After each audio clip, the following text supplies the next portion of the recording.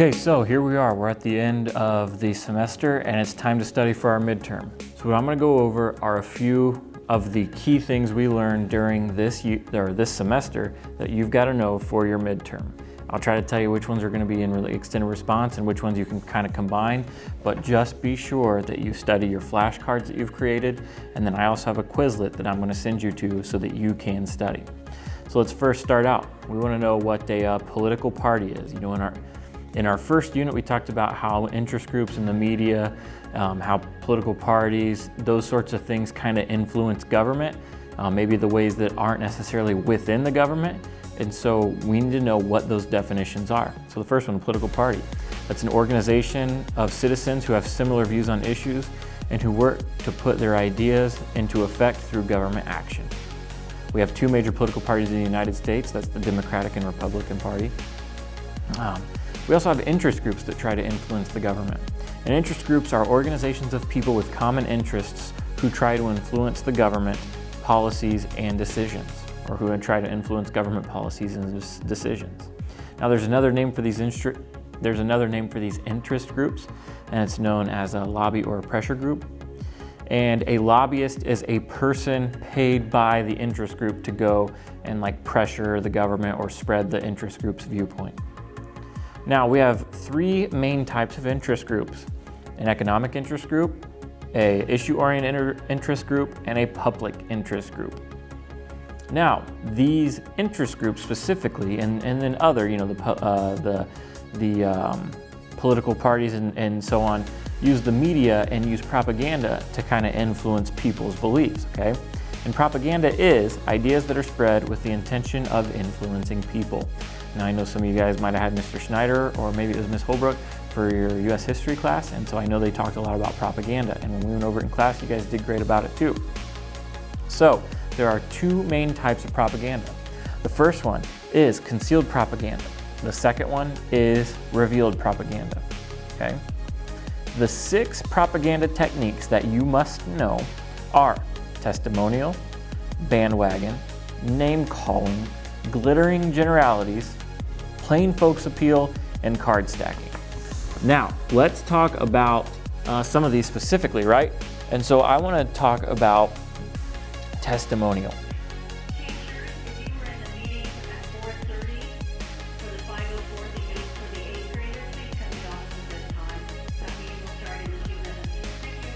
None of you guys are going to that meeting. So, testimonial. This is a propaganda technique that uses a famous person to endorse a product or idea.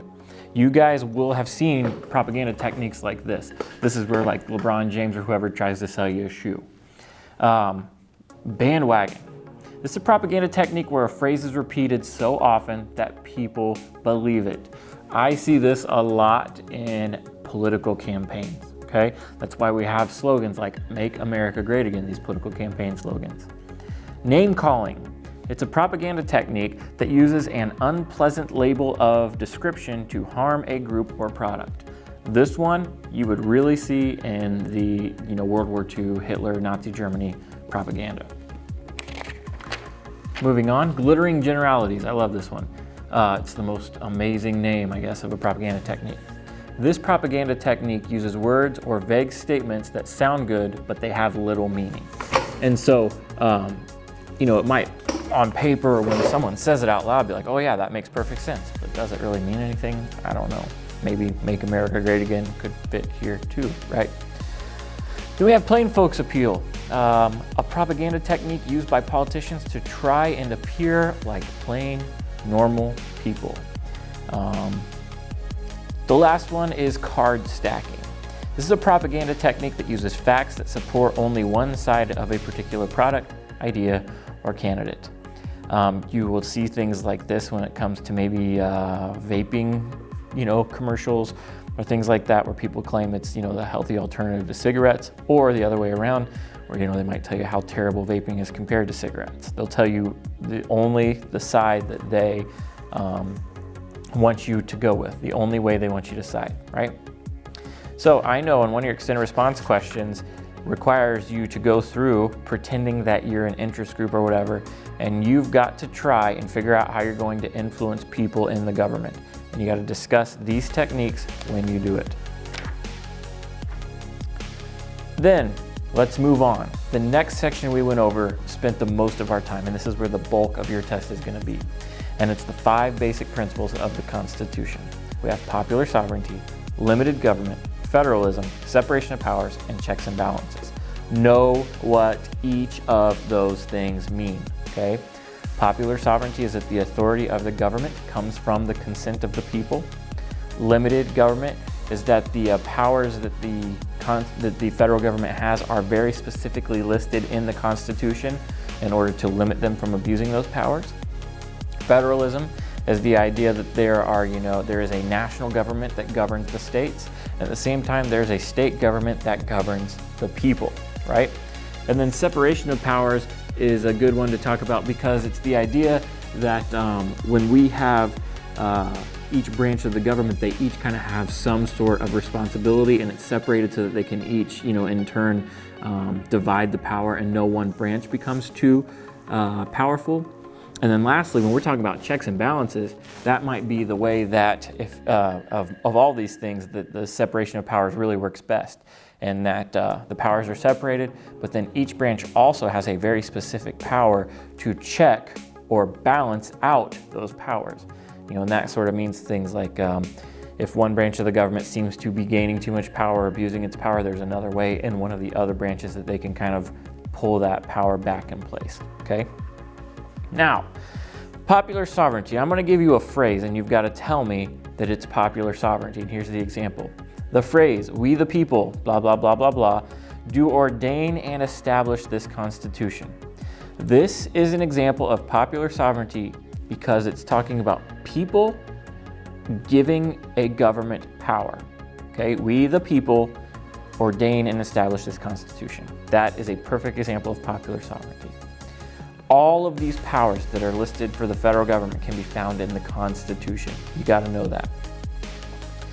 Now, we're talking about the very specific powers that each branch has. You've got to know these powers right here, because these 3 things, I will give you a question on your test and it'll say, which of the following powers belong to the federal government, right? So, national powers. These 4 I want you to focus on. These 4 national powers.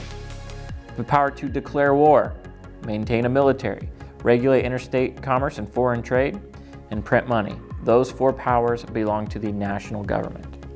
Then, state powers. Again, I'm going to give you 5 in this instance. No, I'm not. I'm going to give you 4 again in this instance. The state powers that we're going to focus on: maintain schools, establish local governments, make marriage laws, and any other power not given to the federal government. The state has that ability. And lastly, some powers that they share. There's 3 of them. They can levy taxes, charter banks, and establish courts. You've got to know those 3 powers that they share. And again, that question's going to be, check all of the state powers, let's say, and it'll give you like 10 powers, and you've got to choose the state powers. Study those, know those. That's a good chunk of your test that you've got to know. Don't miss this one. I'm telling you the question. Study it, know it, don't miss it. Look, we're going to get even closer. Don't miss it. Read my lips. Don't miss this question. Study your state, national, and shared powers. Back to the American and human way. So there are 3 main ways that our government has limited power. And again, that's federalism, separation of powers, and checks and balances, okay? Then this next question is going to prove difficult for you guys, because you've got to focus on the specific checking powers that each branch has. So the judicial branch, there's 3 ways the judicial branch is checked by the other 2, meaning the other 2 branches limit the power of the judicial branch this way. The executive can appoint federal judges.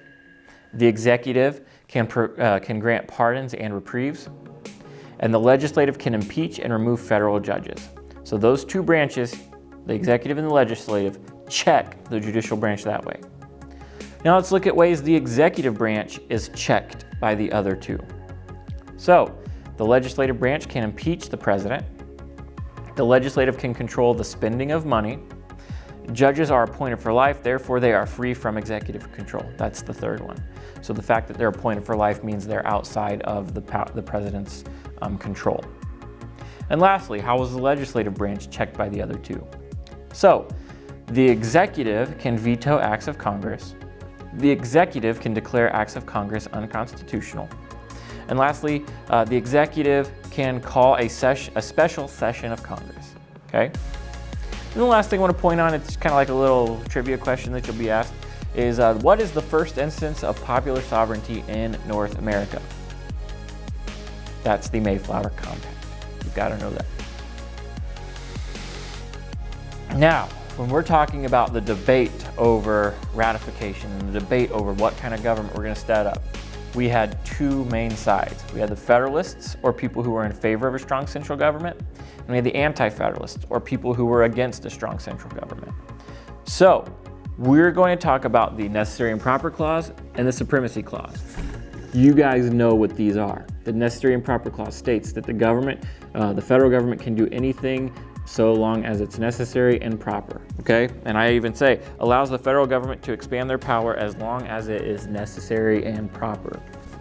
Then the Supremacy Clause, which was another thing they were worried about. The Supremacy Clause states that if a federal law and state law disagree with each other, then the federal law is the one that must be followed. You guys know that. Don't miss these questions.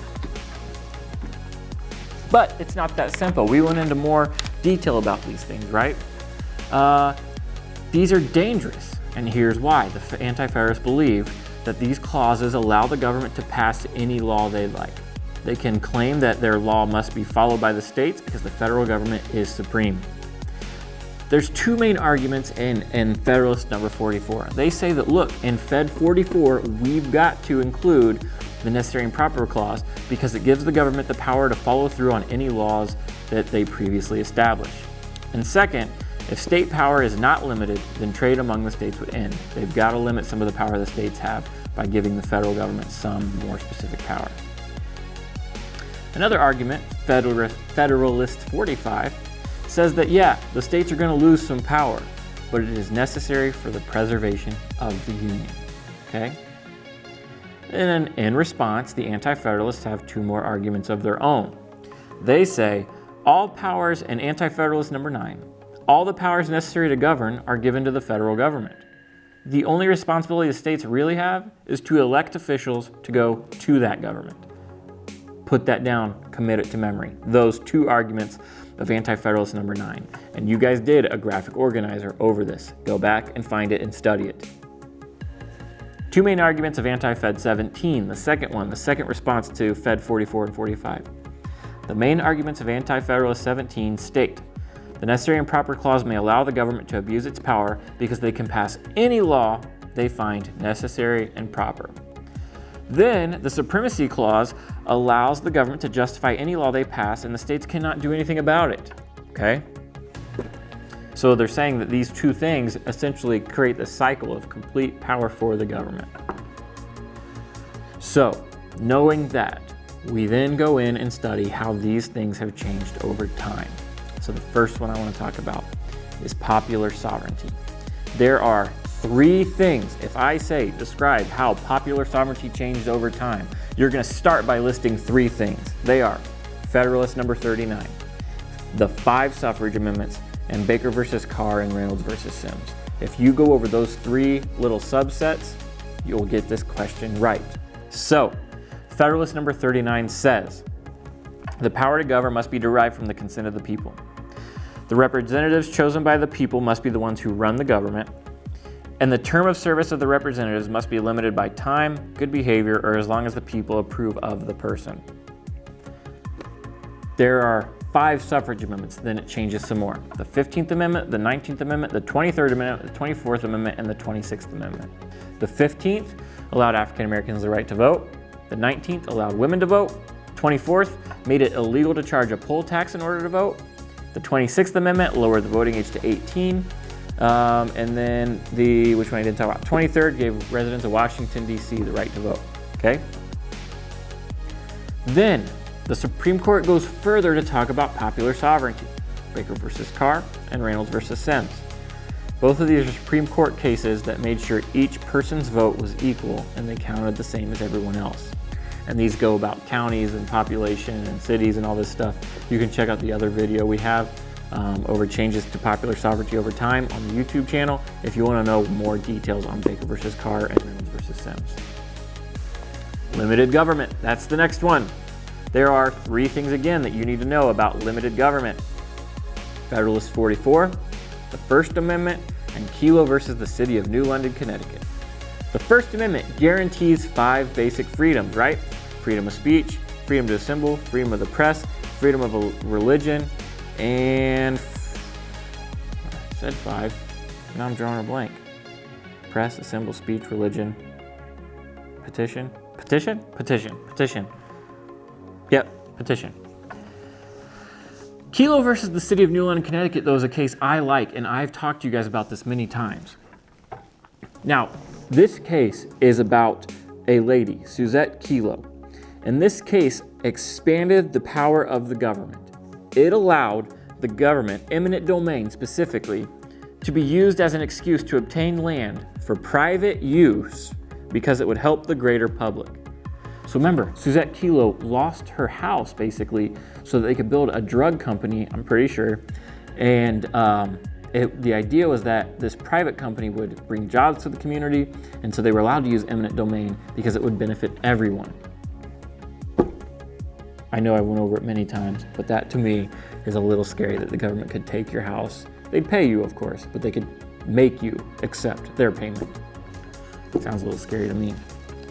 Now, when we're talking more about this, let's say changes to federalism over time.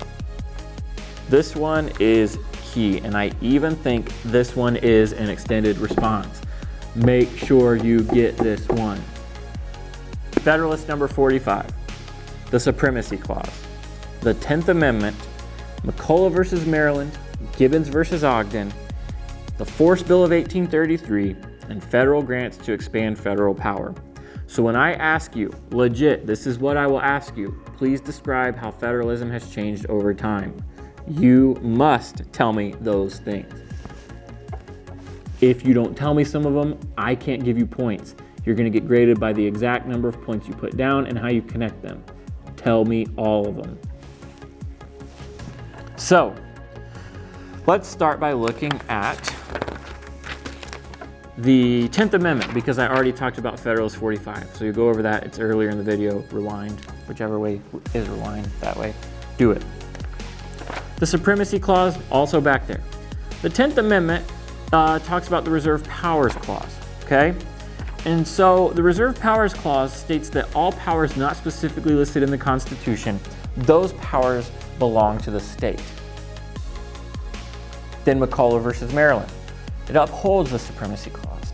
No state can place a tax on the federal government. Remember, this is where the bank was in Maryland and they were going to charge this Maryland bank a tax, but it doesn't work out there because it's the national bank, the U.S. bank, and the states can't tax the federal government. Then Gibbons versus Ogden. This is the case where one guy held a federal license to navigate all waters along the U.S. coast, but in New York, he got this ticket or whatever because he didn't have a New York license. And so the Supreme Court, again, upholds the Supremacy Clause, and it says any federal license must be accepted by the states. It's a federal license, every state has to accept it. Then the Force Bill of 1833. This is a good one. We talked about it kind of has a little bit of something to do with the beginning of the Civil War, if you will. Some states didn't want to pay a tax, and so President Andrew Jackson signs this Force Bill that allows the federal government to use the military, to actually use troops, send them to American places to make sure a state follows the laws. Sounds kind of contentious. And lastly, federal grants to expand power. I feel like you guys have this one down really good, okay? If the government threatens to stop providing money to a state, this can allow the federal government to expand its powers outside of the ones listed. And we talked about the drinking age in North Dakota. If they did not, I think it was North Dakota, if they did not lower or raise their drinking age to 21, the federal government was going to stop giving them highway money. And so you know that they can't necessarily tell them what the drinking age is, but the threat of losing their federal money was enough for them to follow suit and give in to the federal government's wishes. So make sure you know those things. Guys, you gotta know the changes to federalism over time. It's an extended response question. It is key. It's like, I think it's 20% of your grade for this. Know those things, nail it, you can do it. Oh, let's talk about the changes to checks and balances since we're on it. We have Federalist number 51, the War Powers Act, and the idea of impoundment, or the term impoundment. And so, in Fed 51, Madison says that anytime men govern men, we must make sure that we have precautions to prevent the men in power from abusing their power. We must give the government enough power to govern, but also the power to control itself. So, men aren't angels, and we got to make sure we keep them in check because they're probably likely to abuse their power. Then impoundment. It's the ability of a president to refuse to pay for certain items or programs listed in the budget that the Congress approved. So he might be the one who actually writes the check, but he can choose to not write the check. Now Congress approves the budget, but he's the one that kind of like dishes out the money, if you will. So he can kind of decide if he can or can't do that. And then lastly, the War Powers Act. This act makes sure that Congress has complete control over the power to declare war. However, at the same time, the president is able to respond to national threats quickly by using the military. And so, like, let's say something happens that threatens the security of the United States, the president can send the military in, but after a period of time, and maybe like 60 days, he has to have congressional approval for the military to stay there. And so it kind of lets the president use his power, but then he has to also can use it only for a certain time before he gets congressional approval. Now, I want to talk about the need for the Bill of Rights. This is our last thing, okay?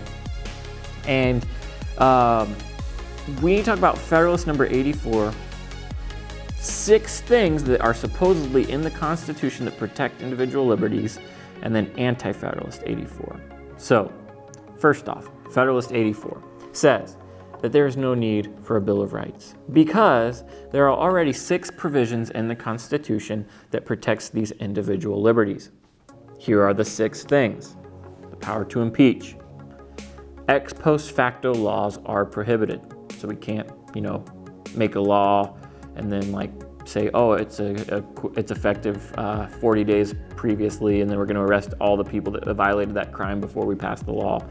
It doesn't work that way. Habeas corpus shall not be suspended, so people just have their basic, rights. They got to know what they're being jailed for. No title of nobility will be granted. People have the right to a trial by jury. And lastly, treason is clearly defined. Those are the 6 provisions listed in the Constitution that protect individual liberties. Now, the Anti-Federalists were like, okay, yeah, sure, but we know that the states have Bill of Rights in their constitutions, but because you have the Supremacy Clause and the Necessary and Proper Clause, you can easily kind of overrule those things listed in the state constitutions that protect individual liberties. And so they insist on actually putting a Bill of Rights, specific rights, 10 things that people are guaranteed and the federal government cannot take away. Okay? And so the last thing I want you to do for this is you're going to have to know the first 10 amendments. Now, if you did your Constitution test earlier, then you got that 100% on that. Well, you know those first 10 amendments, right? 1, 2, and 3, and 9 and 10 deal with specific individual rights, and then 4 through 8 kind of deal with criminal procedure, criminal proceedings, okay? Guys, study, study, study. You can do it. We've put in some hard work. I know you can do it. Let's all do well. Watch the video. It's here. You can do it. All right? Until I see you guys again, Mr. Krebs, out.